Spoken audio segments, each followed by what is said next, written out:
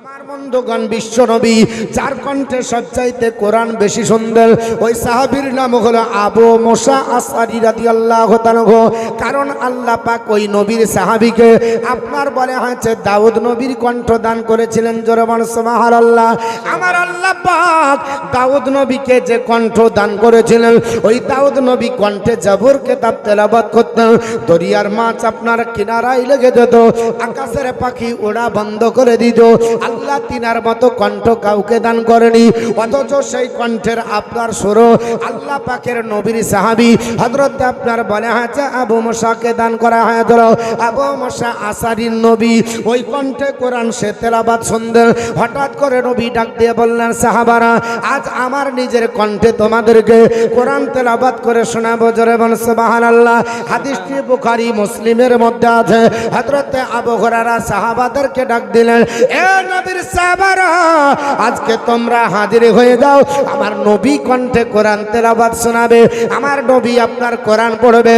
আমার নবীকে আপনার বলে হয়েছে আপনার কোরআন পড়তে আমরা দেখতে পাবো। সাহাবারা নবীর কণ্ঠে কোরআন শোনার জন্য সবাই আপনার সমবেত হয়েছে। আল্লাহর নবী ফাঁকা আপনার ময়দানে দাঁড়িয়ে গেলে নবী ডাকতে বলে, সাহাবারা তোমরা সমবেত হও, আমি রাসূলুল্লাহ নিজের কণ্ঠে কোরআন তেলাওয়াত করি। আল্লাহর নবী কোরআন তেলাওয়াত শুরু করলেন। বিশ্ব নবী কি বললেন? নবী বললেন, বলো গো আল্লাহু আহাদ আল্লাহুস সামাদ লাম ইয়ালিদ ওয়া লাম ইউলাদ ওয়া লাম ইয়াকুল লাহু কুফুয়ান আহাদ। আমার নবী এই ছোট্ট সূরা পড়ে যখন আপনার বিদায় নিয়ে চলে যাচ্ছেন, আবু হুরায়রা বলে, নবী গো, আপনি বললেন কোরআনের 3 ভাগের 1 ভাগ পড়ব, এখন দেখছি ছোট্ট সূরা পড়ে চলে যান। আল্লাহর নবী বললেন, আবু হুরায়রা, আমার আল্লাহ পাকের ছোট্ট সূরাটাকে এমন মর্যাদা দিয়েছে, এমন ফজিলত করেছে, একবার যদি আল্লাহর কোন বান্দা বান্দি কোরআনের এই ছোট্ট সূরাটা একবার হেডলাইন স্বরূপ পড়ে নেয়, আমার আল্লাহ পাক তার আমলনামাতে 10 পারার সব দান করে। জোরে বল সুবহানাল্লাহ। আমার মুসলমান, আল্লাহর কোন বান্দা যদি এই ছোট্ট সূরাটাকে দুবার আপনার তেলাওয়াত যদি করে নেয়, আমার আল্লাহ পাক কোরআনের 3 ভাগের 2 ভাগের তেলাওয়াতের সব দান করে, অর্থাৎ 20 পারার সব পেয়ে যাবে। আল্লাহর নবী সোনার জাবানে বললেন, সাহাবারা, আল্লাহর বান্দা বান্দি যদি এই সূরাটা 3 বার পড়ে, আমার আল্লাহ তার আমলনামাতে আপনার বলে হয়েছে একটা পূর্ণাঙ্গ খতম তোলার সাবধান করবে। সাহাবারা বললেন, নবী গো, 1 খতমের সব পাওয়া যায়? বলে হ্যাঁ। আমার নবী বললেন, রাত্রিবেলাতে বিছানাতে ঘুমানোর আগে এই সূরাটা পড়ে তোমরা ঘুমাবে, কারণ রাত্রি ইবাদত করে কাটাতে হবে। আল্লাহর পবিত্র কোরআনে বলেছে, সূরাটার নাম সূরা ফুরকান, সূরা নাম্বার 25, পারা নাম্বার 19, আয়াত নাম্বার 64। আমার আল্লাহ পাক পবিত্র জবানে বলেন, ওয়াল্লাযিনা ইয়াবিতুনা লিরাব্বিহিম সুজদান ওয়া কিয়ামা এন্ড দোজ হু বিলিভ গেস্টন দ্য নাইট বিওর স্ট্যান্ডিং বিফোর দ্য লর্ড। আল্লাহর প্রেমিক প্রেমিকা বান্দা বান্দি তারা যারা রাত্রি কাটাবে কিয়ামার সাজদায়। জোরে বল সুবহানাল্লাহ। মাওলানা মতিউর রহমান, কিয়াম মানে কি এখানে বোঝায়? ইয়া নবী সালামু আলাইকা বলে, না না, এখানে কিয়াম মানে হলো দাঁড়িয়ে দাঁড়িয়ে নফল নামাজ পড়া। জোরে বল সুবহানাল্লাহ। নফলে আপনার বলে আছে রাত্রি যারা কাটাবে, সিজদার মধ্যে রাত্রি যারা কাটাবে, এরা আল্লাহর প্রেমিক প্রেমিকা হবে। পৃথিবীতে যতগুলো বান্দা বান্দি আছি সবাই আল্লাহর বান্দা বান্দি, কিন্তু সবাই আল্লাহর প্রেমিক প্রেমিকা না, সবাই আল্লাহর খাস বান্দা বান্দি না। আল্লাহর খাস বান্দা বান্দি তারাই আপনার হবে, নবী বলে, যারা আপনার বলা হয়েছে আল্লাহর ইবাদত করে কাটাবে। এবং আমার আল্লাহ পাক বলে, ওয়াল্লাযিনা ইয়াবিতুনা লিরাব্বিহিম সুজদান ওয়া কিয়ামা, যারা নফল নামাজে সাজদার মাধ্যমে কাটাবে, এরা হলো আল্লাহর প্রেমিক প্রেমিকা বান্দা বান্দি। অনেক ব্যক্তি বলে, হুজুর, আমি নামাজটাই পড়তে পারি না, কিন্তু আমার ঈমান চাঙ্গা। বলে কে বলে না, নামাজ পড়তে পারে না, বাকি তার ঈমান চাঙ্গা। আল্লাহর পবিত্র কোরআন সূরাটার নাম হলো সূরা বাইয়িনা। আমার আল্লাহ পাক বলেন, ইন্নাল্লাযিনা আমানু ওয়া আমিলুস সালিহাতি উলাইকা হুম খায়রুল বারিয়া। নিশ্চয় সৃষ্টির সেরা তারা যারা আপনার ঈমান এনেছে, ঈমান আনার পরে আমালে সলিহা করেছে, এরা হলো সৃষ্টির সেরা। জোরে বল সুবহানাল্লাহ। আর আমাদের ধারণা শুধু নামাজই পড়ি না, বাকি তো অন্য কিছু বাকি নাই। নামাজটাই তো পড়ি না, আর অন্য তো কিছু না। নামাজ পড়ি না, তাছাড়া ঈমান চাঙ্গা।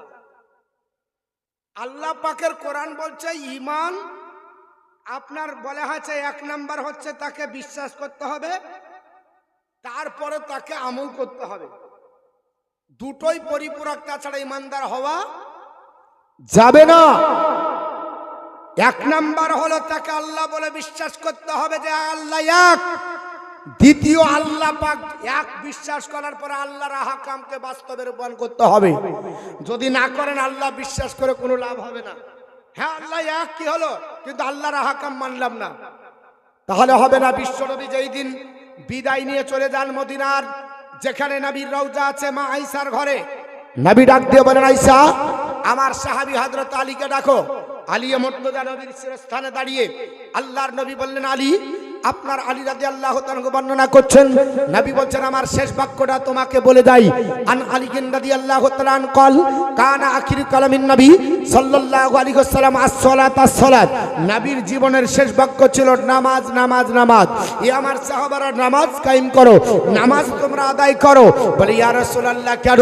বলে নামাজ যদি না আদায় করো কিয়ামতের দিন হাসরের ময়দানে, যেই দিন আল্লাহ আপনার উত্থান করবে, হাসরের ময়দানে তোমাকে জিজ্ঞেস করবে না তুমি কত বড় বক্তা ছিলে, জিজ্ঞাসা করা হবে না তুমি কত বড় জমিদার ছিলে, জিজ্ঞাসা করা হবে না তুমি কত বড় মাস্তান ছিলে, জিজ্ঞাসা করা হবে না তুমি কত বড় আপনার বলে হাতে ডাক্তার ছিলে, জিজ্ঞাসা করা হবে না তুমি কত বড় নেতা ছিলে।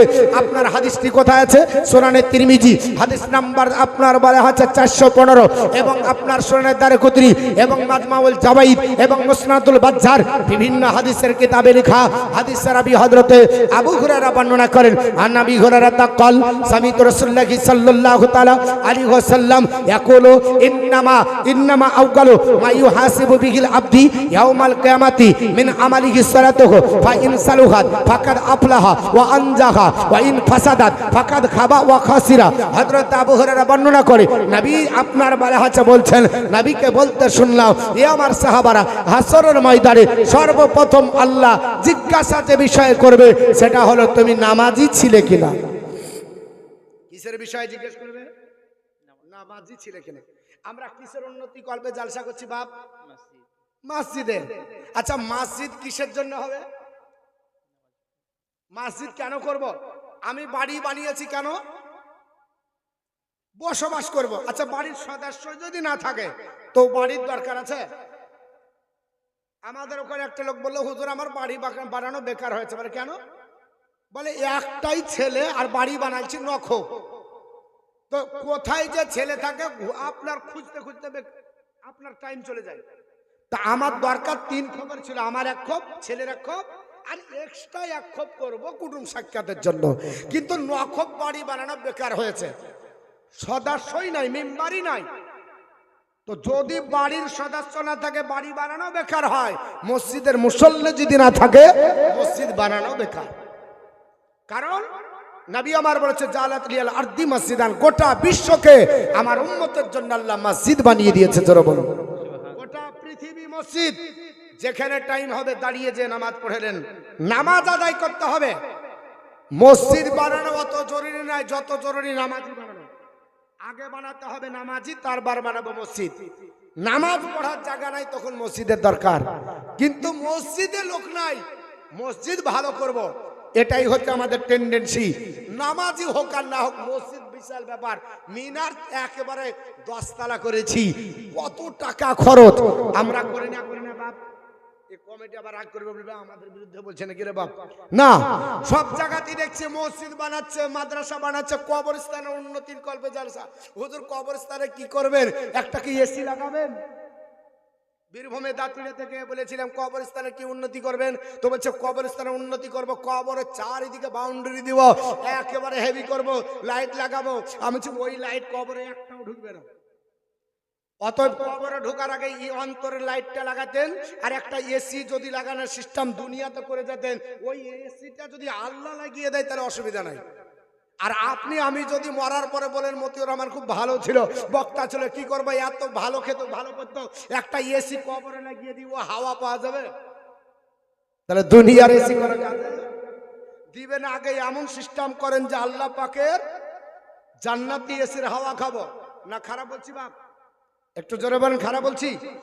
হ্যাঁ, চলে যেতে হবে। এখনো অনেক ব্যক্তি আছে 50 বছর হলো নামাজি হয় না, জিজ্ঞেস করবে হ্যাঁ হ্যাঁ বলেছে পড়বো পড়বো, কাজের সময় পাই না।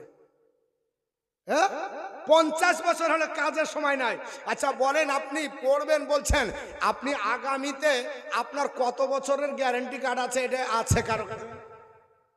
হ্যাঁ, আপনি এই যে কোম্পানির মাল নিয়ে এসেছেন, এক কোণে যদি নষ্ট হয়ে যায়, এই ডেকোরেটর বলবে এই তোর আউজা কোম্পানি, এই কোম্পানির মাল ব্যবহার করবে না, গ্যারান্টি দিতে হবে। আউজা বলবে শোনো 2 বছর গ্যারান্টি, 3 বছর ওয়ারেন্টি। মোবাইল নিয়েছেন, ক বছর গ্যারান্টি, ক বছর ওয়ারেন্টি আছে না নাই? আছে। তো আমরা যে এসেছি, আল্লাহ ক বছর গ্যারান্টি দিয়েছে, একটা ওয়ারেন্টি গ্যারান্টি কিছুই নাই। তো এই নিয়ে বলছে যে ঠিক আছে পড়ে নেব, মনে করছে ওর কাছে কার্ড আছে যে ও বাঁচবে কতদিন। আরে ফজরের গ্যারান্টি নাই, এখনো আপনার বলে হচ্ছে বক্তৃতা করছি, এই বক্তৃতা শেষ করতে পারবো, গ্যারান্টি আছে? তাহলে কি করে নামাজ কাজা হয়? মা বোন একটু শুনেন, আপনাদের কাছেও বলবো, যতক্ষণ থাকবেন ইনশাল্লাহ দলিলি কথা বলবো, দালালি বলবো না। তবে একটা কেন বলছি, যে আজ আমরা ইসলাম থেকে অনেক দূরে, কোরআন থেকে অনেক দূরে, নামাজ থেকে অনেক দূরে, মসজিদ থেকে অনেক দূরে। এর জন্য আমাদের সংকোচিত জীবন। আপনারা আমরা নামাজ যদি ধরে নিই, তাহলে এত আপনার অশান্তি থাকবে না। মানুষের মধ্যে নামাজটা হচ্ছে মেন, কারণ আল্লাহ রসুল যখন কাউকে ইসলামের দাওয়াত দিতেন, সর্বপ্রথম নামাজ দিতেন। কি দিতেন? নামাজ। হযরত আবি মালিক বিন আসসাই রাদিয়াল্লাহু তাআলা বলছেন, ইজা কানা আসলামা রাজুল, নবী যখন কাউকে ইসলাম গ্রহণ করাতেন, তো আপনার বলা হচ্ছে কানা আউগালান আল্লিমুস সালাতা আউকালা আল্লামাহুস সালাত, তখন সর্বপ্রথম নবী আমাদেরকে নামাজের শিক্ষা দিতেন, বা যেই কলমা পড়তো তাকে সঙ্গে সঙ্গে আগে কলমা পড়ার পরে নামাজের শিক্ষা দিতেন। আর 60 বছর হলে এখনো হয় না, আর আমরা কলমার শিক্ষা দিই 20 বছরে, 21 বছরের ছেলেকে, আর 18 বছরের মেয়েকে, ঠিক না বেটি? নবী বলছে যে কলমা পড়লো সর্বপ্রথম কলমা পড়ার পরে নামাজের শিক্ষা দিতেন। আর মৌলভী সাহেবেরা কলমার শিক্ষা দিচ্ছে 18 বছর মেয়েকে আর 21 বছরের ছেলেকে। তার মানে বোঝা যায়নি নাকি বুয়াস না বুঝলে বিবাহ হবে না? সেই দিন এসেছে, হুজুর আমার বেটির বিয়ে পড়িয়ে দেন। যাওয়ার পরে এমন মুসিবত, ও কলমা জিন্দেগিতে দেখেনি, চোখে কলমা খাই না, পড়ে না, কি করে জানেই না। কঠিন অবস্থা না? এরকম অবস্থা যদি হয়, মুসলমানের পরিণতি ভালো আছে তো? কেমন করে ঘুমা তুমি ফজর কর কাজা, মন তহতে পারি জহরে জানাজা, মন তহতে পারি জহরে জানাজা। আর কেমন করে ঘুমা তুমি ফজর কর কাজা, মন তহতে পারে জহরে জানাজা, মন তহতে পারে জহরে জানাজা। আর মুসলিম হয় না জন্ম নিলে মুসলমানের ঘরে, কাফের মুমিন তফাতটা হয় নামাজের পরে, কাফের মুমিন তফাতটা হয় নামাজের পরে।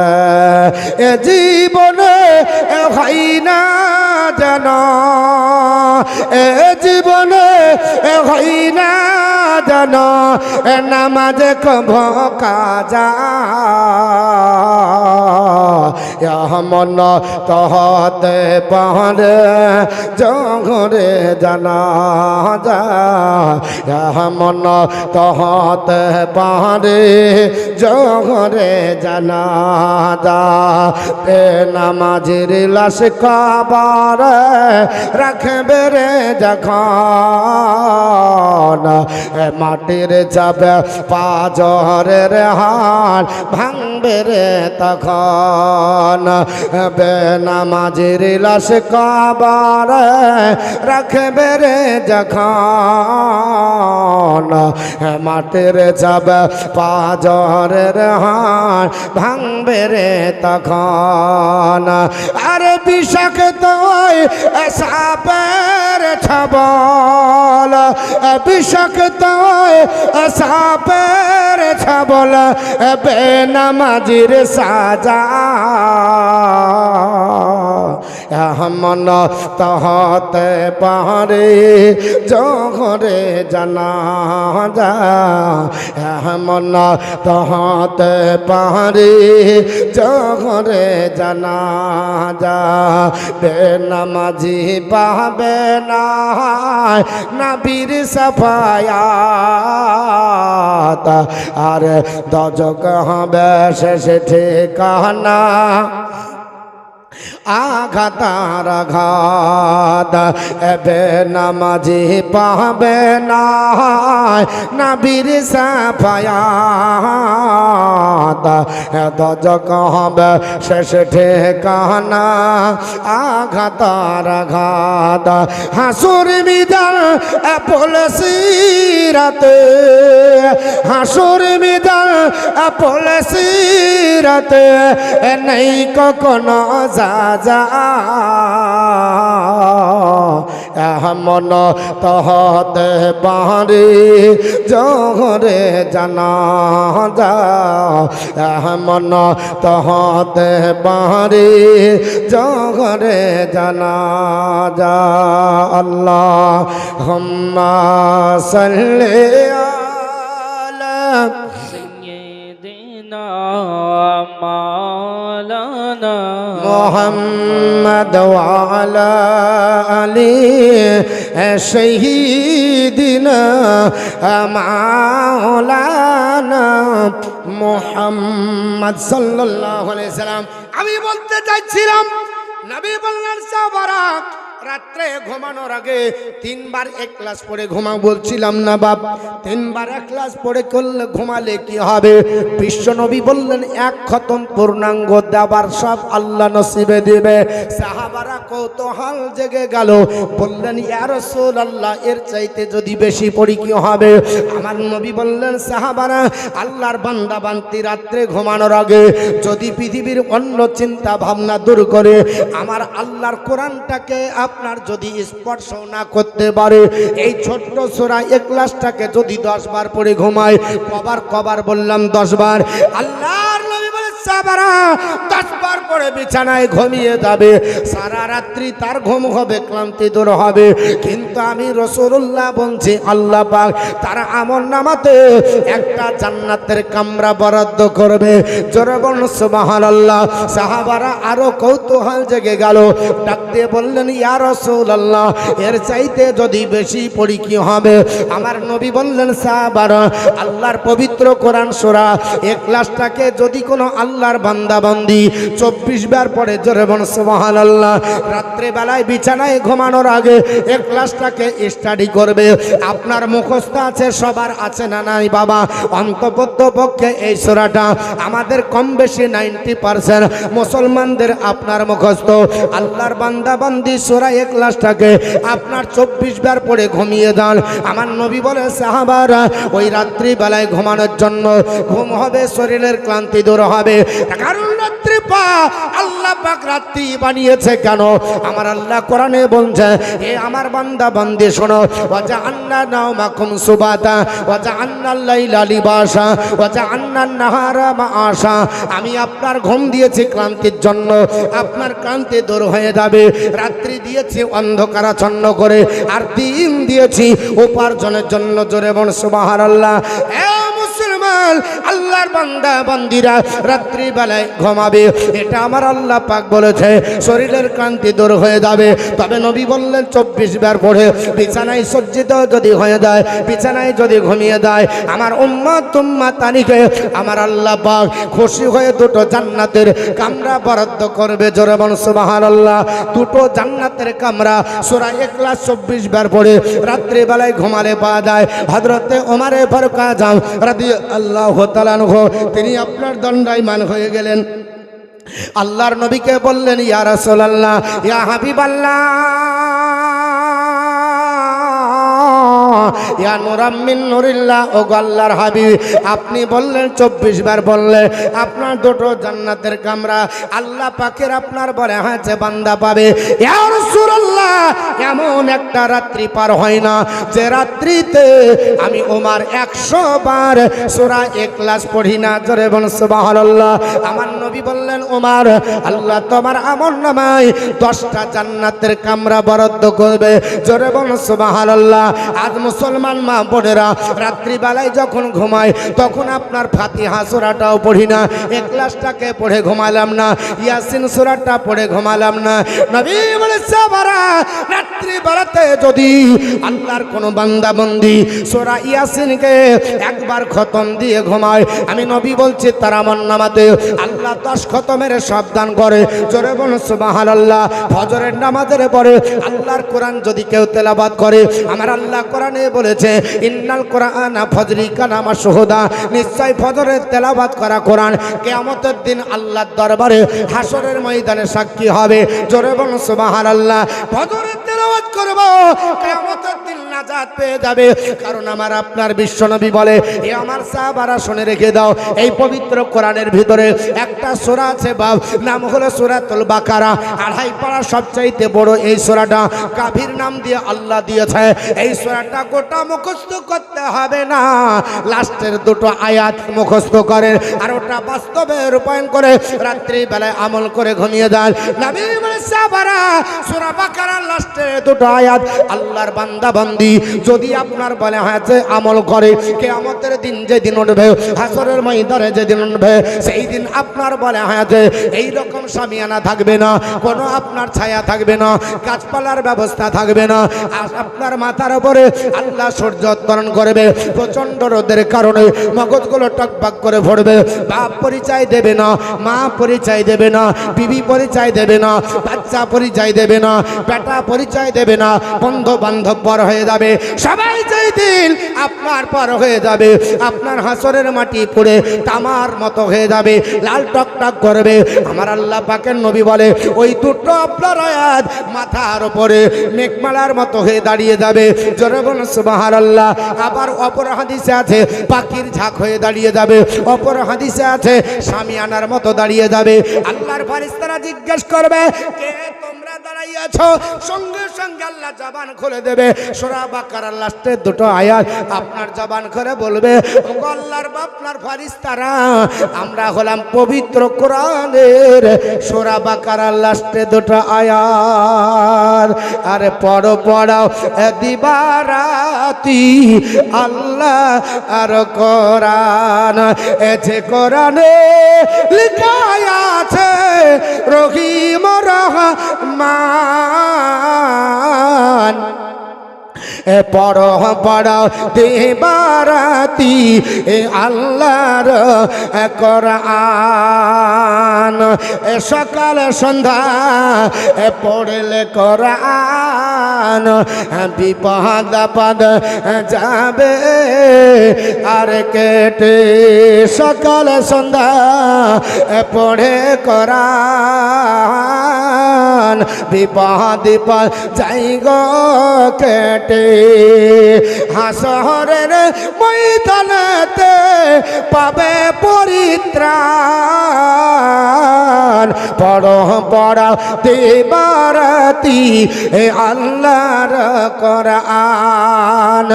আরে যে জন সকালে ইয়াসিন পড়ে তার হেফাজত খোদা করে। যে জন ফজরে ইয়াসিন পড়ে তার হেফাজত খোদা করে। বলিয়াছে দয়ার নবী হাদিস প্রমাণ। পড়ো পড়ো দিবারাতি আল্লাহর কোরআন।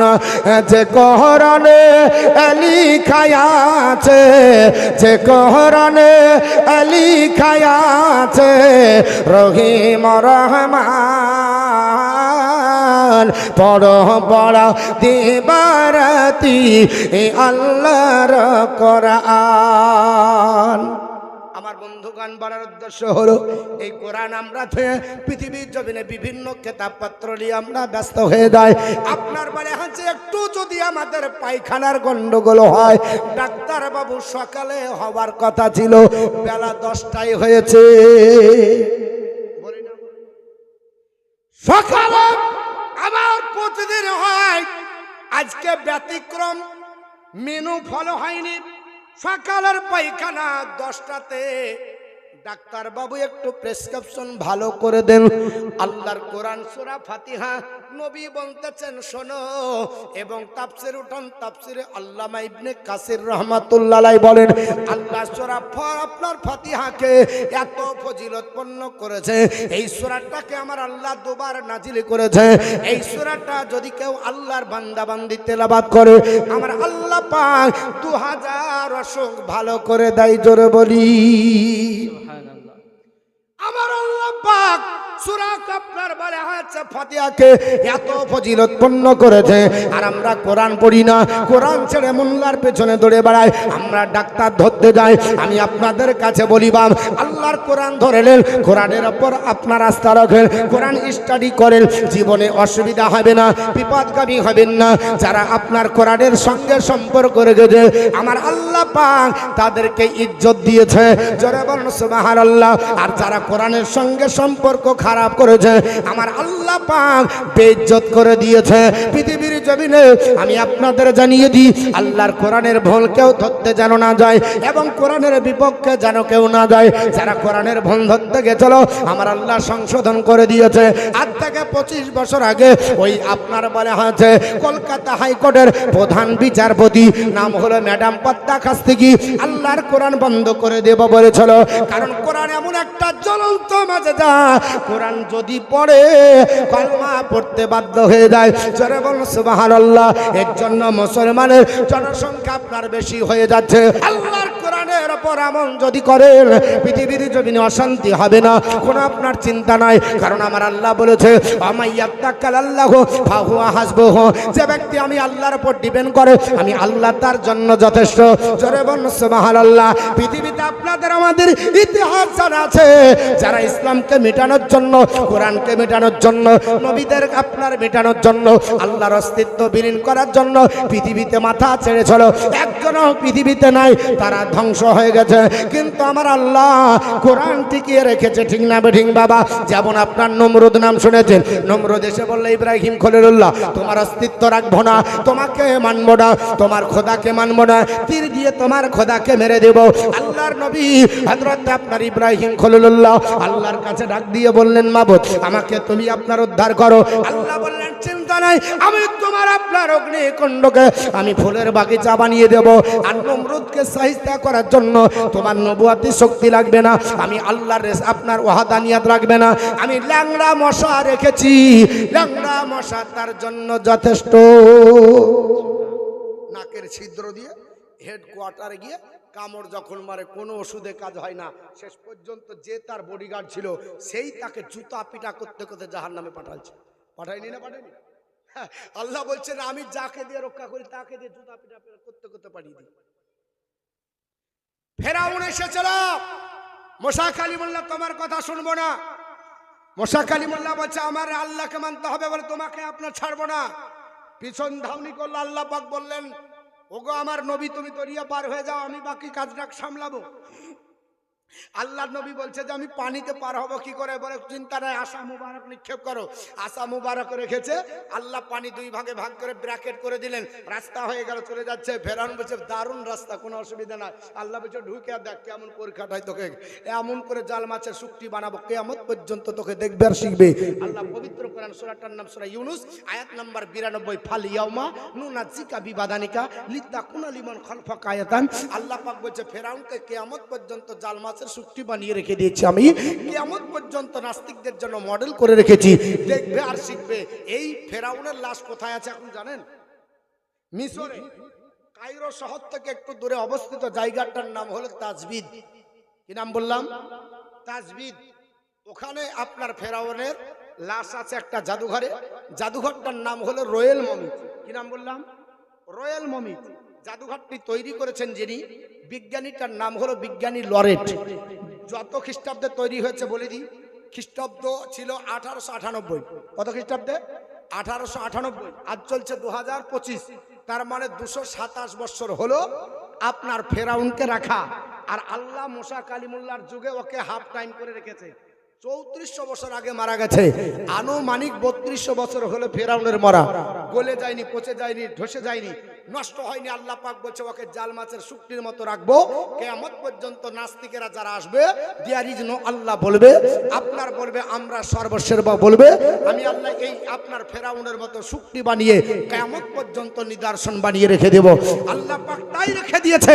ফেরাউনের লাশ দেখে আর মানুষ শিখে। এমনকি আপনার ফ্রান্সের বিশ্ববিখ্যাত বিজ্ঞানী ডক্টর মরিস বুকাইলি চ্যালেঞ্জ করেছিল কোরআনের ভুল ধরবো বলে। 30 বছর প্রচেষ্টা চালার পরে কোরআনের ভুল ধরতে পারলো না। শেষ পর্যন্ত আল্লাহর কোরআন সূরা আপনার ইউনুসের 92 নম্বর আয়াতের কাছে দাঁড়িয়ে হ্যারাসমান হয়ে 15 দিন পরে ফেরাউনের লাশের কাছে দাঁড়িয়ে আল্লাহর নবীর কলমা পড়ে মুসলমান হতে বাধ্য হলো। জোরে বলুন। আমার মুসলমান পৃথিবীর জমিনে আল্লাহর কোরআনের ভুল ধরতে গেলে আমার আল্লাহ পাক তাকে শায়েস্তা করে দেয়। আপনার বলা হয়েছে এই কলকাতার হাইকোর্টের প্রধান বিচারপতি ম্যাডামটার নাম হলো ম্যাডাম পদ্মা খাস্তিকি। কি নাম বললাম? ম্যাডাম পদ্মা খাস্তিকি।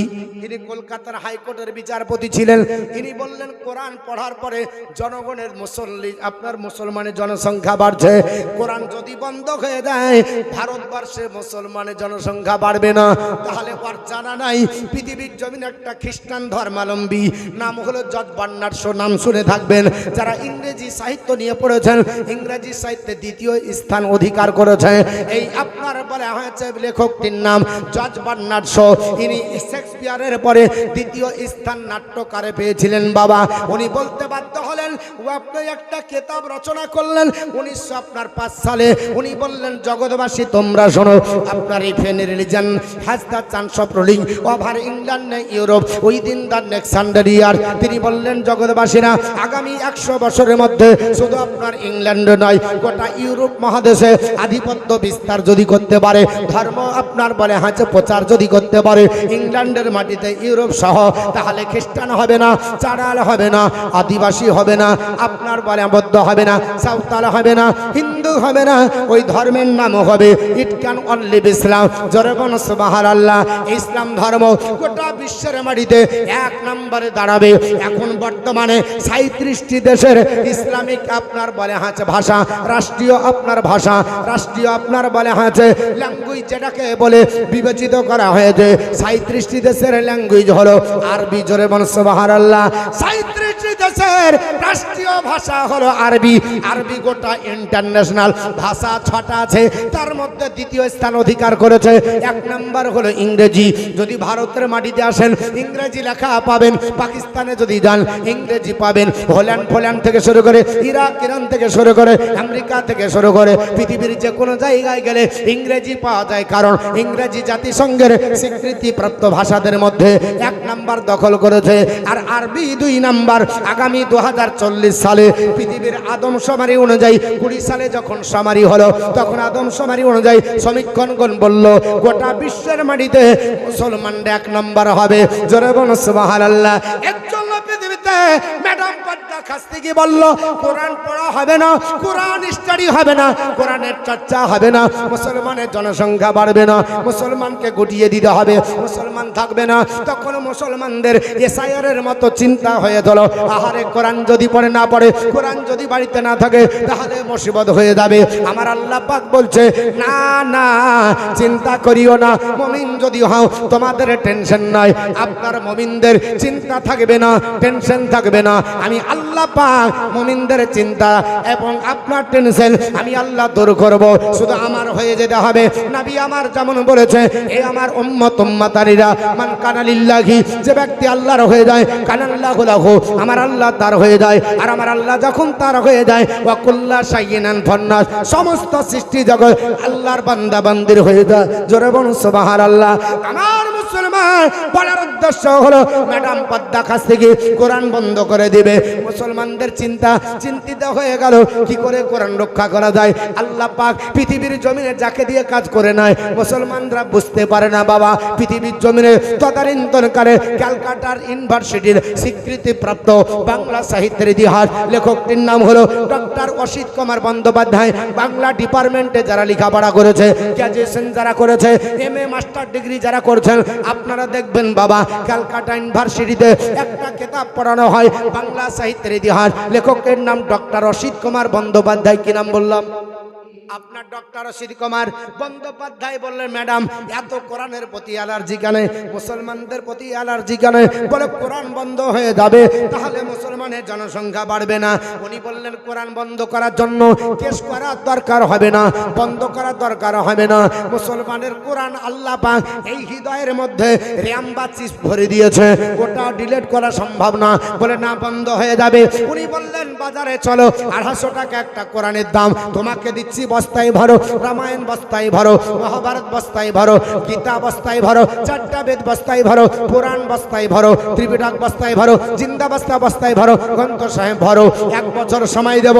রামায়ণের তৈরি যিনি রচনা করেছেন নাম হলো তার বাল্মীকি, ও তো পৃথিবীর জমিনে নাই, একটা রামায়ণ তৈরি করে দেখাও। ম্যাডাম বলছে দাঁতে কলম ধরে এটা তো হবে না। বলে রামায়ণ যিনি রচনা করেছেন তিনি তো আপনার বেঁচে নাই, অতএব রামায়ণ যিনি গল্প জানতেন তিনি লিখতে জানতেন না, আর যিনি লিখেছেন তিনি আপনার বলে হচ্ছে গল্পটা জানতেন না, অতএব রামায়ণ তৈরি হবে না, অতএব আমাদের সম্ভব নয়। বলে 1 বছর সময় দেব।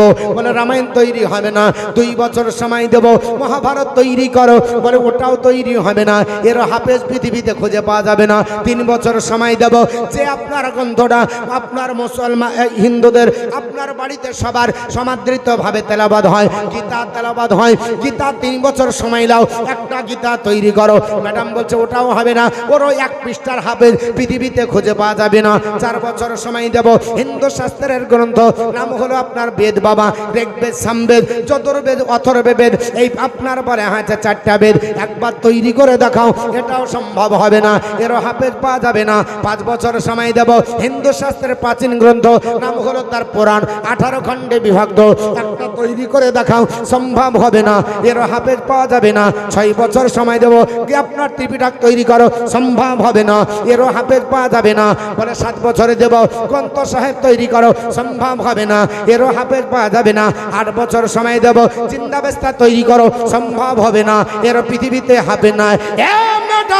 8 বছর সময় দিয়ে পৃথিবীর জমিনে তথা কথিত গ্রন্থ যদি রচনা সম্ভব না হয় 8 বছর লাগবে না, 8 মাস দরকার হবে না, 8 দিনের প্রয়োজন নাই, মাত্র 1 দিনের 8 ঘন্টা মুসলমানের একটা মাওলানা হাফেজে কোরআন যিনি হবে, আপনার কোরআন হেফাজত করেছে, ওনাকে এক জায়গায় দাঁড়িয়ে দেন। পবিত্র কোরআনের সূরা আলিফ লাম থেকে শুরু করবে সূরা নাসের সিন পর্যন্ত এক জায়গায় দাঁড়িয়ে আপনার বলা হয়েছে পোর্টাল রেকর্ডিং করা কোরআন এক জায়গায় শুনিয়ে দিতে পারে।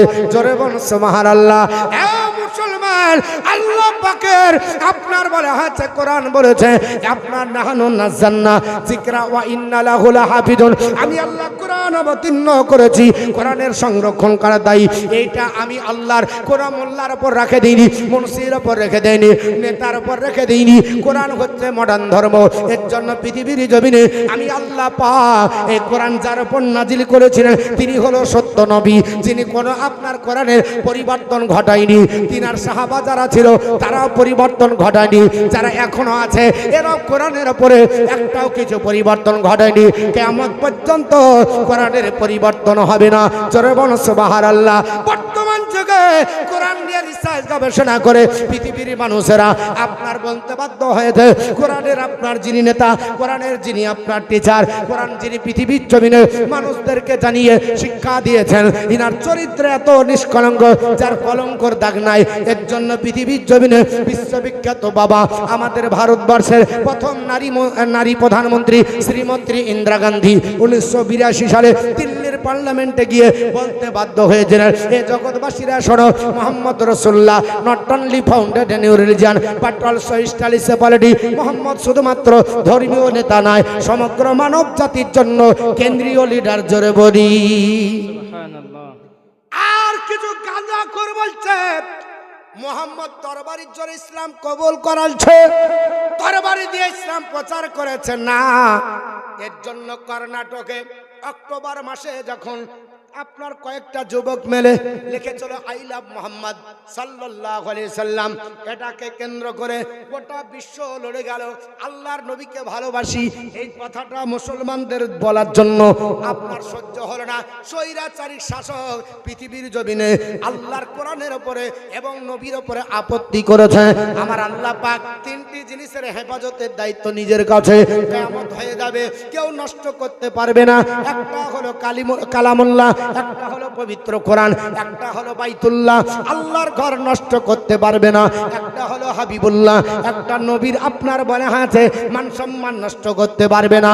কারণ পৃথিবীর মানুষ শুনে রেখে দাও, আমি আল্লাহ পাক পৃথিবীর জমিনে নবীকে গাইড করে পৃথিবীর জমিনে পথ প্রদর্শক হিসাবে আপনার কোরআনের টিচার করে মানব জাতির টিচার করে পৃথিবীর জমিনে পাঠিয়েছে। এর জন্য বাবা পৃথিবীর জমিনে কাস্তবয়েল বলতে বাধ্য হলেন, এ জগতের মানুষ শোনো, পৃথিবীতে যত নেতা এসেছে, যত আপনার গুরু এসেছে, তাদের চরিত্র আলগা করলে কোনো না কোনো ভুল পাওয়া যায়। মোহাম্মদের চরিত্রে এত আপনার নিষ্কলঙ্ক পৃথিবীর কোনো আপনার নেতার মতো নয়। আপনার মোহাম্মদ রাসূলুল্লাহ set a shining example to his people, his character was pure and stainless. তিনি বললেন জগৎবাসীরা মোহাম্মদের চরিত্রে কলঙ্কর দাগ নাই, আল্লাহ নিষ্কলঙ্ক চরিত্রের অধিকারী করে পাঠিয়েছে। জোরে বলুন সুবহানাল্লাহ। এর জন্য পৃথিবীতে মুসলমানদের কাজ হবে আল্লাহ পাকের ইচ্ছার উপরে আত্মসমর্পণ করা। একটাই আমেরিকার বিশ্ববিখ্যাত লেখক বাবা, লেখকটির নাম হলো আপনার লেখকটির নাম হলো আরভিসি ব্যাডলি। একটা গ্রন্থ রচনা করেছেন, নাম দিয়েছেন দ্য মেসেঞ্জার, পৃষ্ঠা নাম্বার 69। মুসলমান কারে বলে? আপনার বলে হয়েছে যারা আপনার মাথায় টুপি দিবে, যারা আপনার লম্বা জাম্বা পাঞ্জাবি জুব্বা পরবে, এরা শুধু মুসলমান। এটা না না না, এটা দিয়ে প্রমাণ করা যায় না। উনি বললেন টুপি আর দাড়ি আর গরুর মাংস দিয়ে এটা মুসলমানের সংজ্ঞা প্রমাণ করা যায় না। উনি বললেন জগৎবাসীরা মুসলমান কারে বলে আমি তোমাদেরকে জানিয়ে দিই। যদি টুপি পাগলি বাড়া, আপনার টুপি বাড়া, আপনার দাড়ি বাড়া, যদি জুব্বা বাড়া মনে করো, আমি তোমাদের কাছে উদাহরণ ধরতে পারি। বলে কি বলেন? উনি বললেন রণজিৎ সিং মা আপনার বলে হয়েছে মুখে দাড়ি রেখেছিল, মুসলমান বলা চলে না। উমেশচন্দ্র বন্দ্যোপাধ্যায় মুখে দাড়ি রেখেছিল, মুসলমান বলা চলে না। সুরেন্দ্রনাথ বন্দ্যোপাধ্যায় মুখে দাড়ি রেখেছিল, মুসলমান বলা চলে না। আপনার রামকৃষ্ণ পরমহংসদেব মুখে দাড়ি রেখেছিল, মুসলমান বলা চলে না। দীনবন্ধু মিত্র মাথায় আপনার মুখে দাড়ি রেখেছিল, মুসলমান বলা চলে না। গোপাল কৃষ্ণ গোখলে মুখে দাড়ি রেখেছিল, মুসলমান বলা চলে না। সীমান্ত গান্ধী মুখে দাড়ি রেখেছিল, মুসলমান বলা চলে না। ফাহিয়ান মুখে দাড়ি রেখেছিল, মুসলমান বলা চলে না। বিশ্বকবি রবীন্দ্রনাথ ঠাকুর মুখে দাড়ি রেখেছিল, মুসলমান বলা চলে না। যদি টুপি আর পাগড়ি বাড়া বলো, রাজা রামমোহন রায় তোমার চাইতে বেশি পাগড়ি পরেছে।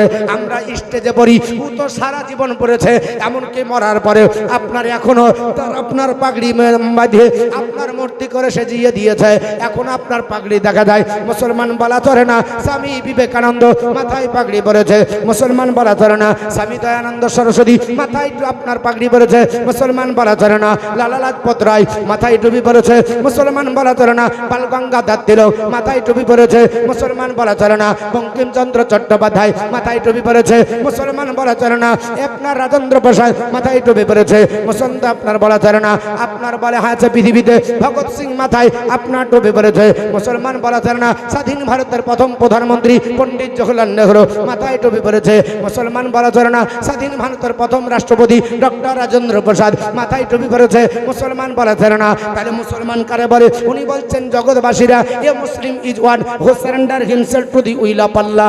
একজন মুসলমান তারে বলা যাবে যিনি আল্লাহর ইচ্ছার কাছে আত্মসমর্পণ করেছে। আল্লাহ বলো কি করে কাল অতিপাত করব, কি করে দিন পার করব, কি করে রাত পার করব। আল্লাহ বলছে রাত যদি পার করতে হয় ওয়াল্লাযিনা ইয়াবিতুনা লিরাব্বিহিম সুজদান ওয়া কিয়ামা, আমি আল্লাহর কোরআন আপনার জানিয়ে দিচ্ছি, আমি আল্লাহ বলছি আমার প্রেমিক প্রেমিকা বান্দা বান্দি তারা যারা রাত্রি কাটাবে কিয়াম আর সাজদায়। এখানে কিয়াম মানে হলো দাঁড়িয়ে দাঁড়িয়ে নফল, সাজদা আমরা সকলেই বুঝি। আল্লাহ পাক বললেন আমার জিকিরকে বেশি করো, মান আরাদা আন জিকরি ফা ইন্দালাহু মাইসাতান দানকা। বান্দা বান্দি যখন আল্লাহর জিকির থেকে সরে যাবা তখন তোমাদের সংকুচিত জীবন হবে, যখন আল্লাহর জিকিরের কাছে আসবা তখন তোমাদের জীবন উৎফুল্ল হবে, তোমরা বিপদ থেকে রক্ষা পাবে। আল্লাহর জিকিরের ব্যাখ্যা করতে গিয়ে বলা হয়েছে নামাজকেও জিকির বলা হয়, কোরআনকেও জিকির বলা হয়। কোরআন যখন বেশি বেশি সমাজে স্টাডি হবে ওই কোরআন আপনার আমার জন্য আপনার বলা হয়েছে পথ দেখিয়ে দিবে। পৃথিবীর জমিনে যতই বিপদ আসুক বাপ, কোরআন পড়ে যদি আমরা জীবন যাপন করি পৃথিবীর বিপদ থেকে আল্লাহ রক্ষা করবে। জোরে বলো সুবহানাল্লাহ। আল্লাহ পাক কোরআনের আপনার বলা হয়েছে হেফাজতের জন্য আপনাকেও হেফাজত করবে। এর প্রমাণ আছে হুজুর, এরকম কোন প্রমাণ আছে? একটা পেপারের কথা বলি, এতক্ষণ হাদিস কোরআনের বললাম, একটা পেপারের কথা বলি দিই। আনন্দবাজার পত্রিকা 2005 সাল আপনার রমজান মাসের দ্বিতীয় রমজান চলছে, মাঝে মাঝে ভূমিকম্প হয় না বাপ? কখনো আইলা, কখনো সোনামি, কখনো ফণি, কখনো আয়াস, কখনো আপনার বলা হচ্ছে ডন, কত রকমের নাম। আপনার ঝড় একটাই, নাম বিভিন্ন ধরনের, কারণ নাম যদি না রাখা হয় বুঝতে পারা যাবে না কোন সালে কি ঘটছে। আপনার পৃথিবীর বিজ্ঞানীরা নাম দিয়েছে আপনার 2005 সালে ভূমিকম্প হলো পাকিস্তানের বুকে। রমজান মাস চলছে, রোজাদার মানুষেরা রোজা রেখেছে, আবার অনেক মানুষ রোজা রাখেনি। অনেক মানুষ বলে আল্লাহকে দেখি তো ভয় করি না, তো মৌলবীকে দেখে ভয় করবো কি, দিনেই খাবো, বলে না বলে না? এরকম হারাম করে এই এলাকায় আছে, আপনাদের দিকে নাই, যত আছে সব আমাদের দিকের এলাকায়। দিনে খাওয়া হলো হারাম রোজার মাসে। এবার যে হারাম খাবে তাকে হারাম করে বলতে হবে? শুধু মনে করছে সুদ খায় হারাম। রমজান মাস চলছে আর পরে রোজা ফরজ, আর ও যদি আপনার দিনে খায় তো আল্লাহর কোরআন এবং নবীর হাদিস অনুযায়ী হারাম খাচ্ছে। কেন? ওই সময়তে খাওয়াটা হারাম। আল্লাহ পবিত্র কোরআন সূরাটির নাম সূরা বাকারা আয়াত নাম্বার 172, আল্লাহ পাক বলছে ইয়া আইয়ুহাল্লাযিনা আমানু কুলু মিন তাইয়্যিবাতি মা রাযাকনাকুম, হে আমার ঈমানদার বান্দা বান্দিরা তোমরা ওই খাবার খাও যা আমি আল্লাহ তোমাদেরকে পবিত্র রুজি হিসাবে দান করেছি। কি হিসাবে দান? পবিত্র করে রুজি হিসাবে দান করেছি। খাওয়ার পর গা মোড়া দিয়ে বলবেন যা হলো হলো, ভালোই ছিল, একটু লবণ কম হয়েছে, এটা বলবেন না। আল্লাহ শিক্ষা দিচ্ছে খাবার পর কি বলবো? ওয়াশকুরু লিল্লাহি, আল্লাহর শুকরিয়া আদায় করো। কিছু না হয়েছে অন্তত পক্ষে বলে আলহামদুলিল্লাহ। কারণ ইন কুনতুম ইয়াহু তাবুদুন, যদি তোমরা আল্লাহরই ইবাদত করো, তারই যদি ইবাদত করো তাহলে আল্লাহর শুকরিয়া আদায় করো। তো আপনার দিনের বেলায় খাওয়া আপনার রমজান মাসে হারাম। বিশ্ব নবী বলে সাহাবারা আল্লাহর কোন বান্দা বান্দি যদি আমাকে 6টা জিনিসের গ্যারান্টি দেয় আমি রাসূলুল্লাহ জান্নাতের গ্যারান্টি দিব। জোরে বলুন, একটু জোরে বলবেন না? কটা জিনিসের গ্যারান্টি? একটু জোরে বলেন। 6টা জিনিস। 6টা জিনিসের গ্যারান্টি যদি দেয় জান্নাতের গ্যারান্টি। এই মা বোন একটু শুনেন, আমি গল্প গুজব করবো না, যতক্ষণ থাকবো কোরআন হাদিস বলবো। 6টা জিনিসের গ্যারান্টি নবী চেয়েছে। কটা জিনিস? ছটা। হাদিসে নবী আবু হুরায়রা বর্ণনা করেন, আকফিলু বিসিত্তিন, আমাকে ছটা জিনিসের গ্যারান্টি দাও। আকফিলু লাকুম বিল জান্নাহ, আমি রাসূলুল্লাহ জান্নাতের গ্যারান্টি দিব। সাহাবী ও রাসূল হযরত আবু হুরায়রা বলেন, কুলতু মা হিয়া ইয়া রাসূলুল্লাহ, ওগো নবী ছটা জিনিস কি? নবী বললেন, এক নাম্বার কলা সালাত, নামাজের গ্যারান্টি দাও। দুই নাম্বার ওয়াল যাকাতা, যাকাতের গ্যারান্টি দাও। তিন নাম্বার নবী বলেন ওয়াল আমানাতা, আমানাতের গ্যারান্টি দাও। যেমন দিব তেমনই নিব, আমারটা আপনার হবে না বা আপনারটা আমার হবে না। যেমন নোট দিব তেমনই নিব, আপনার পকেটের নোট আমি নিব না। এই রকম যদি গ্যারান্টি দেয়, জান্নাতের গ্যারান্টি। 4 নাম্বার ওয়াল ফারজা, গুপ্তাঙ্গের গ্যারান্টি দিতে হবে। 5 নাম্বার ওয়াল বাতনা, পেটের গ্যারান্টি দিতে হবে। 6 নাম্বার ওয়াল লিসানা, জিহ্বার গ্যারান্টি দিতে হবে। জোরে বলুন সুবহানাল্লাহ। তাহলে 6 নাম্বার জিনিসের গ্যারান্টি দিলে আল্লাহর জান্নাতের গ্যারান্টি নবী দিবে। আরেক জায়গায় নবী আমার বলছে, আনাস রাদিয়াল্লাহু তাআলা বর্ণনা করে, 3টি জিনিসের হেফাজত করলে আল্লাহর ওলি হয়ে যাবে। জোরে বলুন, কটা জিনিস? 3টা। কি কি বলি? নবী আমার বলছে, সাহাবারা, এ আমার সাহাবারা শোনো, ওয়ালা সালাসুন মান হাফিজাহুন্না ফাহুয়া ওয়ালিউন হাক্কান, যে ব্যক্তি 3টি জিনিসের হেফাজত করলো আল্লাহর ওলি হয়ে গেল। ওয়া মান যায়্যাহুন্না ফাহুয়া আদুন হাক্কান, 3টি জিনিসকে নষ্ট করলো আল্লাহর দুশমন হলো। এই 3টি জিনিস কি? 1 নাম্বার আপনার বলে হচ্ছে ওয়াসসালাতা, 1 নাম্বার নামাজ। 2 নাম্বার ওয়াল সিয়ামা, রোজা, রোজার হেফাজত করলো আল্লাহর ওলি হলো। 3 নাম্বার ওয়াল ফারজা, আপনার বলে হচ্ছে গুপ্তাঙ্গের হেফাজত করলো আল্লাহর ওলি হলো। তাহলে রোজা, রমজান মাসে রোজা যারা হেফাজত করবে এরা আল্লাহর ওলি হবে, মানে আল্লাহর বন্ধু হবে। আর যারা না করবে আল্লাহর দুশমন হবে। আর ও বলছে, আমি রোজা না করতে পারি, দিনের বেলাতে আল্লাহকেই তো ভয় করি না, তো মোল্লাকে ভয় করবো কই করে? বলে না, বলে না। আপনাদের দেশে এরকম নাই, আছে গো? আপনাদের দেশে এরকম কথা কেউ বলে? আপনাদের দেশে বলে না, আপনাদের নামে বদনাম দিয়ে শেষ পর্যন্ত আমার মার খেয়ে মরণ হবে। হ্যাঁ, আপনাদের নামে আমি বদনাম দেব না, সব আমাদের ওই নদীর ওই পারের লোক। এদিকেও আছে করোনার চাইতে জটিল ভাইরাস, কঠিন ভাইরাস। বললে ওরা এবার বুঝিয়ে দেয়, মৌলানা মৌলবি আবার কটটুকু পড়েছে, কারণ উর্দু কলম লেখাপড়া করেছে, বাংলা দিয়ে মনে হচ্ছে বিশাল ব্যাপার। সবচাইতে আপনার বলা হয়েছে উত্তম শিক্ষা, নবী বলছে খয়রুকুম মান তাআল্লামাল কুরআনা ওয়া আল্লামা, ওই ব্যক্তি সর্বোত্তম তোমাদের মধ্যে যে নিজে কোরআন পড়লো অপরকে কোরআন শিক্ষা দিল। সবচাইতে সে যদি উত্তম হয় তাকে আমরা অধম বানিয়ে রেখে দিচ্ছি। আমার মুসলমান বলার উদ্দেশ্য হলো, আপনারা শুনে যান, রাত হয়েছে অনেক, আমি আপনাদের জানিয়ে দিই, আল্লাহর কোরআন আপনার পড়লে দুনিয়া তো আপনার পরিত্রাণ পাওয়া যায়, আখিরাত তো পরিত্রাণ পাওয়া যায়। আমি আপনার 2000 আপনার বারে হয়েছে 5 সালের ঘটনা আমি আপনাদের কাছে বলতে চাইছিলাম। আল্লাহর বান্দারা, পাকিস্তানের বুকে 2005 সালে ভূমিকম্প হয়ে চলো।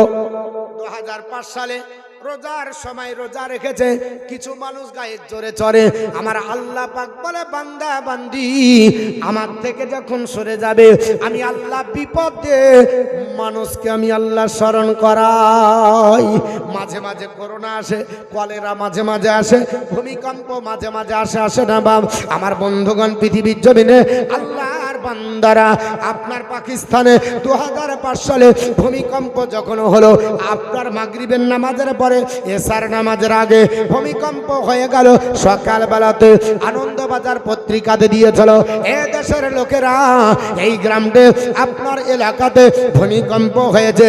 তখনকার প্রেসিডেন্ট ছিলেন যিনি, নাম হলো মিস্টার মোশাররফ হোসেন। আপনার সাংবাদিকেরা হাজির হয়েছে, ওই আপনার পাকিস্তানে 80,000 মানুষ মারা গেছে। মাটি দেওয়ার লোক নয়, 80,000 মানুষ পাকিস্তানের পানিতে তলিয়ে গেল। 2 তলা 3 তলা 4 তলা বাড়িগুলো তলিয়ে গেল।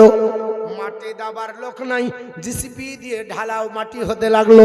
1-2 করতে করতে আপনার বলা হচ্ছে মাটি দেয়, আর চতুর্দিকে কলহ লেগেছে। দেশে আপনার বলা হচ্ছে সাংবাদিকেরা দেয় খবর, পেপার পত্রিকায় ছড়িয়ে গেল। গোটা বিশ্বের মাটিতে মিস্টার মোশাররফ হোসেনকে সান্ত্বনা দেয়, এটা কারো হাত নাই, কারণ পৃথিবীর জমিনে আল্লাহ পাক আযাব দিয়েছে, এতে কারো রক্ষা করার ক্ষমতা আছে নাকি বাপ? যখন আপনার আল্লাহর মার হয় তখন কোনো আপনার কেরামতি চলে না। যেমন গাজা উপত্যকায় আল্লাহর বান্দারা নিরীহ ছিল, মুসলমানরা 30,000। এই মুসলমানদেরকে বাবা ইহুদিরা কবিতর মারা করে, পাখি মারা করে মারলো, বাচ্চাদেরকে আপনার কত লাঞ্ছনা গঞ্জনা দিয়ে মারলো, খাবার বাগর আপনার বাচ্চারা নিজে দুবড়ে ছিঁড়ে খেয়েছে বাবা। এত কষ্টের মধ্যে থাকলো, আমার আল্লাহ পাকের কাছে দোয়া করেছিল, আমার আল্লাহ দোয়া কবুল করে নিয়েছে। আপনার বলে হয়েছে লস অ্যাঞ্জেলেসে আল্লাহ দাবানল জ্বালিয়ে দিল, আপনার বনে গাছের সঙ্গে গাছের ঘর্ষণ লাগিয়ে আমার আল্লাহ আগুন লাগিয়ে দিল। নদীর তীরে সমুদ্রের তীরে আগুন লেগে গেল। 1 মাস ধরে আগুন লিভানোর জন্য দমকল খুঁজে পাওয়া যায় না। লস অ্যাঞ্জেলেসে আপনার সবুজ আপনার বলে হয়েছে যখন ফেনা নিক্ষেপ করা হলো আগুন লিভালো না। আল্লাহ 30,000-এরও বেশি আপনার বলে হয়েছে লস অ্যাঞ্জেলেসের মানুষকে সাহিত্য করে একবারে হুনুপুড়া করে পুড়িয়েছে। ঠিক না বেঠিক বাবা? আল্লাহর মার যখন হয় সহ্য হয়ে যায়। এটা যদি মুসলমানরা করতো তাহলে গোটা মুসলমানদেরকে একেবারে আপনার কাবু করে দেওয়া হতো, কিন্তু আল্লাহর মার দিয়েছে, আল্লাহর মার সহ্য করতে হবে বাবা। পাকিস্তানের বুকে 2005 সালে আল্লাহ ভূমিকম্প দিলেন, 80,000 মানুষ মারা গেল। রাতে দিনে তুল্লা আপনার ত্রাণ শিবির চলছে। আপনার যারা আপনার বারে হয়েছে যিনারা এসেছিলেন আপনার ডুবুরি, তাদের মাধ্যমে ডুবুরি আপনার ত্রাণ কার্য চালাচ্ছে। চালাতে বাবা 17 দিন পার হয়ে গেল। 19শে রমজান আসরের নামাজের পরে একটা মেয়েকে তোলা হলো। মেয়েটার নাম হলো নাফিসা বেগম। কি নাম বললাম জোরে বলো? মেয়েটা হলো নাফিসা বেগম। তবে মেয়েটা মুর্দানা, জিসিপির দরকার হলো না, মাটি দাবার দরকার হলো না, মেয়েটা জিন্দা ছিল। জোরে বলুন সুবহানাল্লাহ, আরেকটু জোরে বলুন সুবহানাল্লাহ। পাকিস্তানের বুকে 2005 সালে 17 রমজান মাসে আল্লাহর বান্দিকে তোলা হলো। নাফিসা বেগম বাবা জিন্দা রয়েছে। তাড়াতাড়ি আপনার ডাক্তাররা পাকিস্তানের মেডিকেলে আপনার ভর্তি করলো, ট্রিটমেন্ট চালানো হলো, সেলাইন দেওয়ার চেষ্টা করলো। নাফিসা বেগম বলল, পৃথিবীর ডাক্তাররা, এ আপনার বলে হয়েছে বিজ্ঞানীরা, ওগো আপনার সেবিকেরা, ওগো আপনার নার্সেরা, কি যেন আমাকে নিয়ে তাড়াহুড়া করো, আমার সেলাইনের দরকার নাই। আমি রমজান মাসে রোজার আপনার করার পরে মাগরিবের নামাজের পরে আল্লাহর কোরআন খুলেছিলাম আর আল্লাহর কাছে নিয়াত করেছিলাম, রব্বে কায়নাত এসার আজান যতক্ষণ মসজিদে না হবে ততক্ষণ পর্যন্ত আল্লাহর কোরআন তেলাওয়াত চলবে।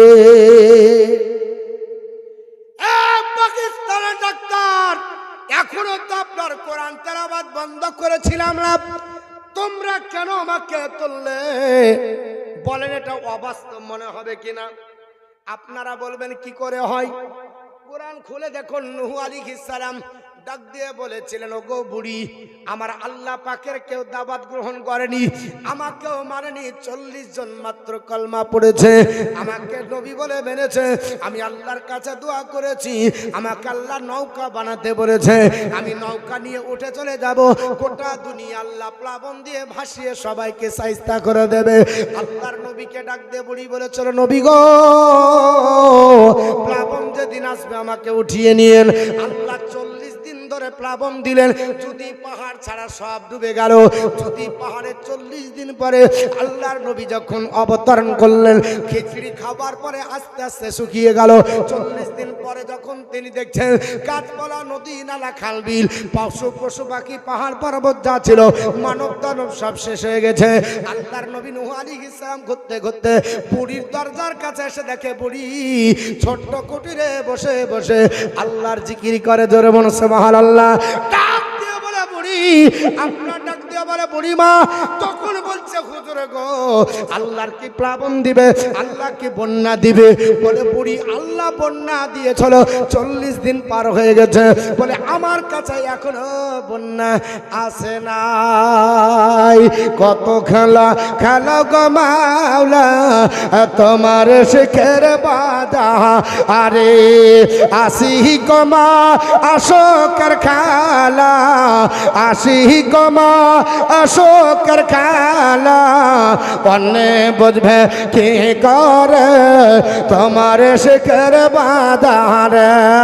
কত খেলা খেলা গো মাওলা, তোমার শেখের বাজার, আপন দোস্তকে বাঁচাবারে তাহারে দেখো রাস্তা হয় পা নির্ভীতর দশত বাঁচে দুশ্মন মারে খেলা পানির ভিতরে তোমার শিখর বাধা আরে কত খেলা খেলা গমালা তোমার শিখর বাধা রে।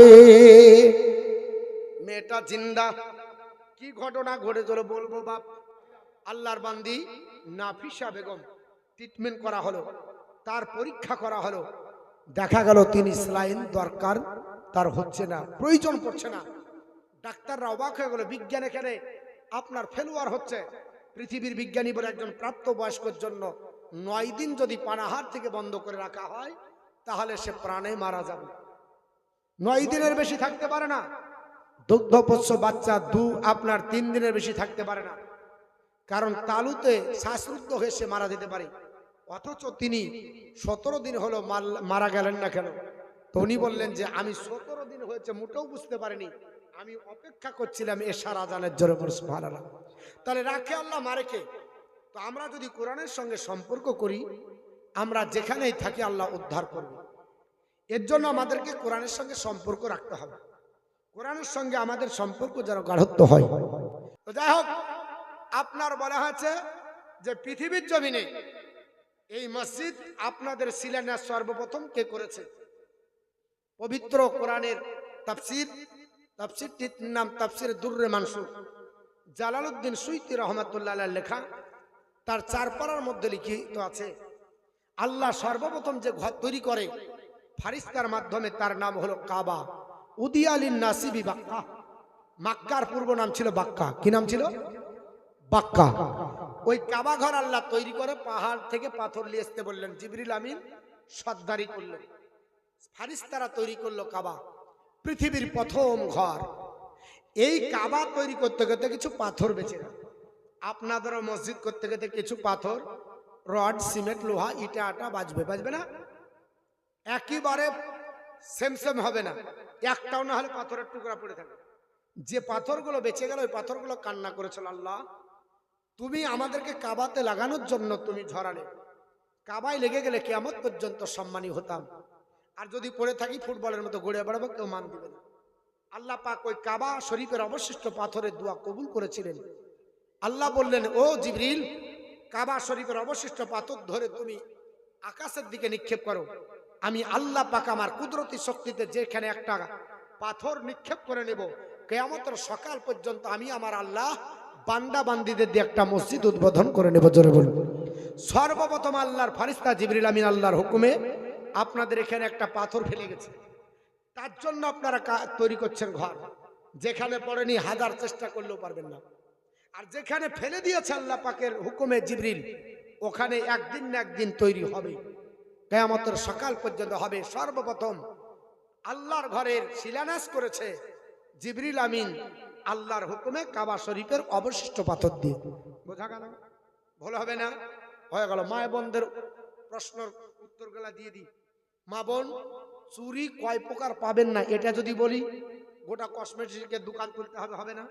কয় প্রকার পাবেন ওটা মুখস্থ করে নেন, তাহলে আপনাদেরও লাভ ওদেরও লাভ। আপনারা ফতোয়া মেরে দিবেন। হ্যাঁ, বাজারে যে দেখবেন যে মৌলভী সাহেব যা বলেছে তা না, বাহানা করে বলবেন এটা মৌলভী সাহেব বলেছে, চলবে না, বাস আপনার অজুহাতও চলবে, ফতোয়া দিয়ে দিলেন, ওটাও বাঁচলো এটাও বাঁচলো। 4 প্রকার চুরি পাবেন। কয় প্রকার? 4 প্রকার। সোনা চাঁদি কটা হলো? 2টা। কাঁচ প্লাস্টিক, পৃথিবীর আর কোনো ধাতু চলবে না। সোনা চাঁদি কাঁচ প্লাস্টিক, পৃথিবীর আর কোনো ধাতু চলবে না। কাঁচ যদিও আবার বেশি হয় না, আপনার তো প্লাস্টিক আছে, সোনা আছে, চাঁদি আছে, চুরি তো একেবারে আপনার মনে হয় যে এখান থেকে পড়বে নাকি? চুরি কটা পড়ে? কাচের চুরি বলা হচ্ছে শরীয়তে এতটা পরত যাতে বাজনা না হয়। যদি কোনো মহিলার হাতে শব্দ হয় অত পরিমাণে চুরি পরা নিষেধ, তাহলে কটা চুরি পড়লে বাজনা হবে না সেটা তো টার্গেট আছে। তাহলে আমার সোনা না থাকলে চাঁদি, চাঁদি না থাকলে কাঁচ, কাঁচ না থাকলে প্লাস্টিক, আমার নসিবে যা জুটবে আমি তাই করব। বুঝলেন? এই 4 প্রকার চুরি পাবে, তাছাড়া পাবে না, শরীয়তে হারাম লেখা আছে। 1 নাম্বার গেল। 2 নাম্বার মশলা বলছি, বিউটি পার্লারে ঢুকে ঠুট পালিশ, হুট পালিশ, নখ পালিশ, ভুরু প্লাস, এগুলো চলবে কি চলবে না? হ্যাঁ, ভুরু প্লাগ করছে, এগুলা চাইছে, কঠিন ব্যাপার। 40 বছর প্রায় হতে চললো, হাফ ইঞ্চি বড় হয়নি এখনো, আর ওদের দেখছি এখনো 12 বছর পার হয়নি, ভুরু চাইছে। তা আবার সপ্তাহে সপ্তাহে ঢুকে, আবার কোন কঠিন যুগ আসলো। হ্যাঁ, ওদের যদি বেটা ছেলের মতো দাড়ি মুছ থাকতো, মনে হয় সেলুন থেকে বার হয়তো কিনে না। খবরদার, ভুরু চাচবেন না, ভুরু চাচা একবার সম্পূর্ণ হারাম। ভুরু প্লাগ করবেন না। ঠোঁট পালিশ, নখ পালিশ, ঠোঁট পালিশ, এগুলো যত পালিশ আছে চলবে না, এগুলো শরীয়তে হারাম। নখ রাখবেন না। কিছু মহিলার নখ দেখলে মনে হচ্ছে ভাল্লুকের বাচ্চা, মানুষের বাচ্চা। এমন করে ধরে, ওর আপনার পায়খানা করার পর কি করে পানি খরচ করে আল্লাহ ভালো জানে। ও ডান হাত কাজে লাগায় না, আল্লাহ কি করে জানে। এমন রেখেছে, দেখলে ওরে বাসে কত যত্ন তার। যতদিন নখ রাখবে, 40 দিনের বাইরে যদি নখ হয়ে যায়, আর নখের মাথায় শয়তান বাসা করবে। তো যদি নখের মাথায় শয়তানই বাসা করে, তো ও তো ডাইরেক্ট শয়তানকে পুষছে, তাহলে তো ইবাদত কবুল হবে না, কোরআন তেলাওয়াত হবে না, হাদিস পড়া চলবে না, নামাজ কবুল হবে না। 4 নাম্বার মশলা বলে দিই, বাচ্চাকে কতদিন দুগ্ধপান করাবেন। সূরা লুকমান, নবীর আপনার ভাষা এবং সূরা লুকমানের ব্যাখ্যা এবং হানাফি মাযহাবের মত, একটা বাচ্চাকে দুগ্ধপান করার সময়সীমা 2 বছর। কতদিন? 2 বছর। অনেক মা বলে এটা আমার পেট মোছা বেটা, 3 বছর হলে এখনো ছাড়ে না, মাঝে মাঝে এখনো খায়। 1 বছর ধরে হারাম খাচ্ছে, শুনে রেখে দেন। 2 বছরের 1 দিন খাওয়া চলবে না। হ্যাঁ, যদি আপনার বাচ্চাকে আমার স্ত্রী খাওয়ায়, দাইমা অন্যজন খাওয়াবে, তাহলে আরো 6 মাস পাবে, 2.5 বছর। কতদিন? 2.5 বছর। নিজের বাচ্চাকে নিজে 2 বছর। একটা বাচ্চাকে কতদিন এক বিছানা নিয়ে ঘুমাবেন? আল্লাহর নবী বলেছেন, এ আমার আপনার সাহাবারা শোনো, একটা বাচ্চাকে ঘুমানোর সময় সীমা 10 বছর। যে কোরআনের এবং হাদিসের ব্যাখ্যা এসেছে যে 7 বছর হলে বাচ্চাকে নামাজ পড়াতে নিয়ে যাও, 10 বছর হলে মেরেও পড়াও, ওই একই সেম হাদিস, তার পরের হাদিস বলা হয়েছে 10 বছর হলে বাচ্চাকে মেরেও আলাদা বিছানা করতে হবে, 7 বছর হলে আলাদা করার চেষ্টা করতে হবে। 10 বছরের পর এক বিছানায় বাচ্চাকে নিয়ে ঘুমানো হারাম, ঘুমানো চলবে না, গুনাহ। আর কি বলেছিলাম? স্বামীর পকেট মারা। আমাদের দিকে মেয়েরা আছে, প্রত্যেক দিন 10 টাকা, 20 টাকা, 100 টাকা করে নিয়ে নেবে। 6 মাস পর বাপের বাড়ি বেড়াতে যে আব্বাকে জামদানি শাড়ি কিনে নিয়ে এসে পরিয়ে চলে আসবে, ঝকমকে শাড়ি। জামাই বলবে, হ্যাঁ রে, তোর এই শাড়িখান ছিল না, কে দিল? তবে আব্বা দিয়েছে। কোথায় পালি? তবে আব্বা দিয়েছে গো, কবার বলে স্বামীর টাকা নিয়ে যা, আব্বা বলে নিয়ে চলে এলো। আচ্ছা বলেন তো, স্বামীকে বাপ বলা হলো না? সব একবার গল গলে হারাম, এটা করা যাবে না। স্বামীকে মন দেন, প্রাণ দেন, জান দেন, স্বামীকে মহব্বত করেন, স্বামী সব দিয়ে দিবে। দিবে না? দিবে না? হ্যাঁ, স্বামীকে রাজি করেন, সবই তো আপনার জন্য। স্বামী তো পকেটে টাকা নিয়ে বেড়ায় না, নিয়ে এসে আপনার কাছে মিনি ব্যাংকে আপনার জমা দেয়। আমি যে জালসা করে নিয়ে যে কার হাতে দিব? ওই তো আপনার আসছে, বলে যে থাকলে চষে, সে থাকলে বসে, লাড়া কাটার বাকি। হ্যাঁ, পল হয়ে নিয়ে যে বসে আছে তারই আপনার লাভ। আমি কাদা ঘাটবার, ও বসে বসে আপনার বলে হচ্ছে মজা পাচ্ছে। তো ওরই তো মিনি ব্যাংকের ম্যানেজার, ও যা খুশি তাই করবে। তো ও যদি আমাকে খুশি করতে পারে, তা আমার তো টাকা ওয়ার। আমি যখন ওয়ার হয়ে যাব, তো টাকা কার? ওয়ার, আমাকে ওয়ার বানাতে হবে। তো যখন আপনি আপনার স্বামীকে আপনার বানিয়ে নেবেন, টাকার বানানোর দরকার নাই। ঠিক না বেঠিক বাপ? আর একটা লাস্ট কোশ্চেন করে দিই, নাইটি পড়তে পাবে না? পাবে না? আগে দেখছিলাম শুধু বৌমা গেলা পড়ছিল, এখন দেখছি বৌমা পড়ছে, এখন আবার দেখছি মা হইরা পড়ে, আবার দাদিও পড়ে, সবাই পড়ছে। পড়ছে না? পড়ছে না? হ্যাঁ, এই মশলাটা বলবো। নাইটি পরা শরীয়তে জায়েজ আছে, নাইটি পরা শরীয়তে জায়েজ আছে, কিন্তু হাত হতে হবে কোনো জানো বগল কাটা বা স্কার্টিং না হয়, এবং আপনার মাথাটা হাফ বোরখা কিংবা হিজাব দিয়ে ঢেকে রাখবেন। তাহলে ওই নাইটিতে কোরআন পড়া চলবে, নামাজ পড়া চলবে, পর্দা হবে, যে কোনো জায়গায় যাওয়া চলবে, অসুবিধা নাই, যদি শারীরিক গঠন না বোঝা যায়, স্ট্রাকচার যদি না বোঝা যায়। এমনকি বুরখাও যদি হয় আর শরীরের কাঠামো যদি বোঝা যায় তাহলে ওই বুরখা পরাও হারাম। এখন তো ফ্যাশন, বুরখা এখানে পরে যাচ্ছে, পার্কে যে বুরখা বা কেন ভরে নিচ্ছে, ওকে আর চিনাই দেয় না। মানে এখানে পড়ে গেছে কেন তার কেউ যেন না বুঝতে পারে ও বুরখাটা নিয়েছে শুধু মুখ ঢাকার লেগে। শোনেন, বুরখা মানিজ্য দিতে হবে, এইরকম যেন না হয়। আসল উদ্দেশ্য বুরখা পরার মানেই হচ্ছে নিজের শারীরিক গঠন প্রণালী কেউ যারা না বুঝতে পারে, স্ট্রাকচার যারা না বুঝতে পারে, এর জন্য বুরখা পরা। তবে আমি বলবো নাইটি ভালো। আমার গবেষণা বলছে নাইটির চাইতে শাড়ি কোনো অংশে খারাপ ভালো না, সব অংশে খারাপ। কেন? 12 হাতেও যদি আপনার বুকে না ঢাকে, টোল ফ্রি নাম্বারে ফোন করে যদি বলেন কোম্পানি আমার বুকে 12 হাত আমি ঢাকতে পারিনি, আপনি 42 হাত আমাকে এখন দিয়ে দিন। 42 হাত অর্ডার দিলেন, পার্সেল হয়ে আসলো। ওরা শুধু শাড়ি দিবেন, একটা ম্যাডামের ছবি দিবে, বড় ক্যাটলগ, ক্যাটলগে একবারে সিট টিফিন হুকিং কুচিং মেরে একবারে যেখানে যা একবারে সেফ সাইজ হয়ে ছবিটা দেখাবে। এবার আপনার বউ যখন পরবে তখন ওখানেই ভাঁজ লাগাবে। 12 হাতের শাড়ি যেমন করে চলো, 42 হাত ঠিক এক জায়গায় জড়িয়ে সব গুটিয়ে দিয়ে ডান দিকে ছোট একটা ভেন্টিলেটর আর পিঠের দিকে একটা বড় জানালা ছেড়ে দিবে। ছেড়বে না? ছেড়বে না। আর নাইটি কোম্পানি ভালো, জানালাও নাই, ভেন্টিলেটরও নাই, দরজাও নাই, ধরো আর ভরো, গোটা মলবির মতো জুব্বা ভরে নিলে ঢেকে গেল। জানালা কপাট কিছু নাই আছে বাপ, জানালা কপাট কিছু নাই, তাহলে ভালো জিনিস। তাহলে নাইটি ভালো না? ভালো না, হাজার হাজার গুণে ভালো নাইটি শাড়ির চাইতে। শাড়ি যতই ভালো করে পরেন ঢেকে রাখা মুশকিল হয়, আর নাইটি আপনি শুধু ঢিলা ঢালা নিবেন, অসুবিধা নাই। হাফ বুরখা দিয়ে ঢেকে নিলেও যদি সচেতন না হয় তবুও ঢাকা থাকবে।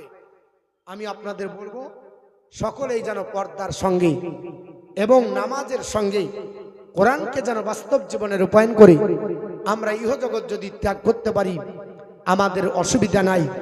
ইসলাম ধর্ম হচ্ছে সবচাইতে মডার্ন ধর্ম, এর চাইতে আর মডার্ন নাই। মাগো কি ফ্যাশন দেখবেন!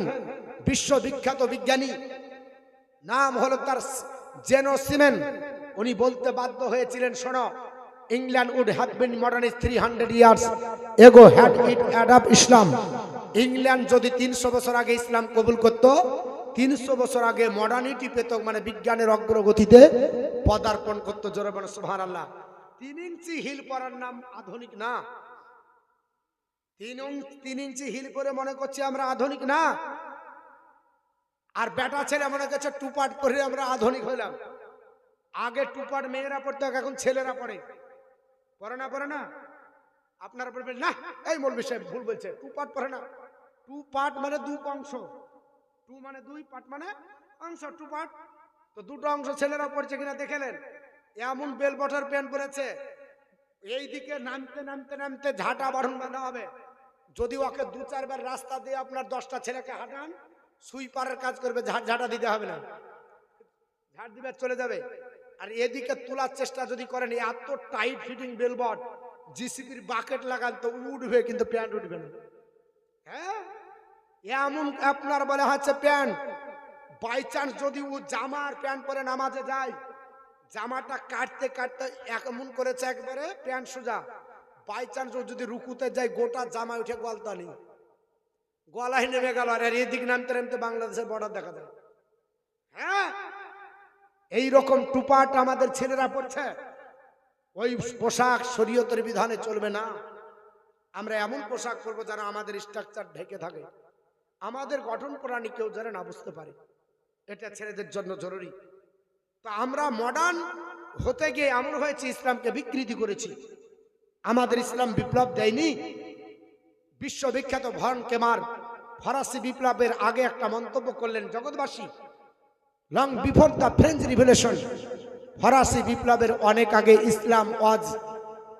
ইসলাম gave to the nation a message of liberty and equality and fraternity. ইসলাম দিয়েছে জাতিকে সাম্য, স্বাধীনতা এবং ভ্রাতৃত্বের বাণী। জোরে বলুন সুবহানাল্লাহ। আমি আপনাদের কাছে অনেক কিছু আলোচনা করলাম। আল্লাহ পাক আপনাকে আমাকে সুখে রাখুক, শান্তিতে রাখুক, এবং কিয়ামতের দিন যেন এর যা যা বদলা আল্লাহ দান করে। জোরে বলুন আল্লাহুম্মা আমিন। কোরআন নিয়ে যেন চলতে পারি, আল্লাহ সে তৌফিক যেন দান করে। জোরবন আল্লাহুম্মা আমিন। আস্তাগফিরুল্লাহ রব্বি মিন কুল্লি জামবি ওয়া আতুবু ইলাইহি, লা হাওলা ওয়ালা কুওয়াতা ইল্লা বিল্লাহিল আলিয়্যিল আযীম, লা ইলাহা ইল্লাল্লাহু মুহাম্মাদুর রাসূলুল্লাহ সাল্লাল্লাহু তাআলা।